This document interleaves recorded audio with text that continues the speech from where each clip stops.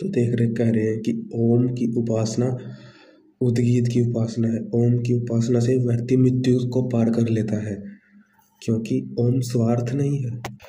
उपनिषद में है कि देव वेदों में गए, वेदों से फिर वे ऊपर स्वर में गए, कि हर मंत्र से पहले ओम शब्द जुड़ता है, कि वह अविनाशी, जो नाश न होने वाला, कि जो उसको जानता है तभी वह मृत्यु से पार होता है। वरना संसार की कोई भी वस्तु को जान ले या वेद भी पढ़ ले, वेद पढ़ना उसके लिए निरर्थक होगा जब तक वह ईश्वर की ब्रह्म ओमकार की उपासना नहीं करेगा। क्योंकि ईश्वर को जानना यह इसलिए भी उपयोगी है क्योंकि ईश्वर सबसे श्रेष्ठ है। संसार स्वार्थी है, परंतु ईश्वर स्वार्थी नहीं है। ईश्वर सबका समान हित चाहते। देखो, कोई भी पदार्थ हो, कोई भी संसार का ऐश्वर्य हो, उसका हर व्यक्ति तक समान उपयोग नहीं हो पाता, समान लाभ नहीं हो पाता, समान हित नहीं हो पाता। हम जब ईश्वर को स्मरण करते हैं तब हमें याद होता है कि सबसे उत्तम ईश्वर है। और अगर कोई ऐश्वर्य भी हम तक जुड़ जाएगा, हमारे भाव तक, तो वह भी उत्तम होगा। अगर कोई ऐश्वर्य हमारे लिए सरल होगा तो वह कष्टप्रद नहीं होगा, कष्ट से निवारण करने वाला होगा।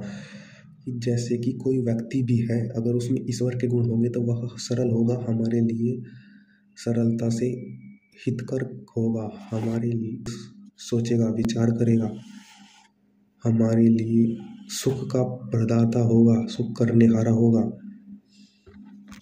हमको ध्यान में रखते हुए हमारे लिए भी कार्य करेगा। अगर कोई कार्य इतना सरल है कि वह करते हुए हमारे लिए हो, हम कर पाएँ तो बहुत उत्तम होता है। क्योंकि हर कार्य हम नहीं कर पाते, तो अगर हम कोई कार्य कर पाए सरलता से, कोई व्यक्ति हमसे जुड़ पाए सरलता से, तो वह ईश्वर की सामर्थ्य है कि ईश्वर श्रेष्ठ है, तब वह हमें श्रेष्ठ होता है। तब हमें वह द्वेष आदि से दूर प्रतीत होता है, उत्तम होता है। कि जैसे कि कोई पुल है, कोई ऐश्वर्य हमें दुख ना दे, सुख करते हुए। संसार में इतने ऐश्वर्य हो गए, संसार आधुनिकता की ओर जा रहा है, परंतु अगर उसमें दुख अधिक हो रहे तो आधुनिकता हमारे किसी काम की नहीं है। तो अगर ईश्वर को जान करके हम ऐसा प्रयास करें कि सबके लिए श्रेष्ठ भाव, हर सरलता से सब व्यक्ति को कार्य मिले, हर सरलता से हर व्यक्तियों को सुख मिले, सरलता से सबका सुख का कार्य निरंतर चलता रहे, तो हम कह पाएंगे कि हाँ, सही मानने में कार्य हमारा सफल रहा, क्योंकि इसमें ईश्वर का श्रेष्ठ भाव आ गया है। ये आधुनिकता हमारे लिए, तो आधुनिकता और आध्यात्मिकता दोनों को साथ लेकर चले, व्यक्तियों को साथ लेकर चले, उसमें श्रेष्ठ भाव लाए, आत्मा का भाव लाए, आत्म ईश्वर का भाव लाए, तभी आप उत्तम होंगे।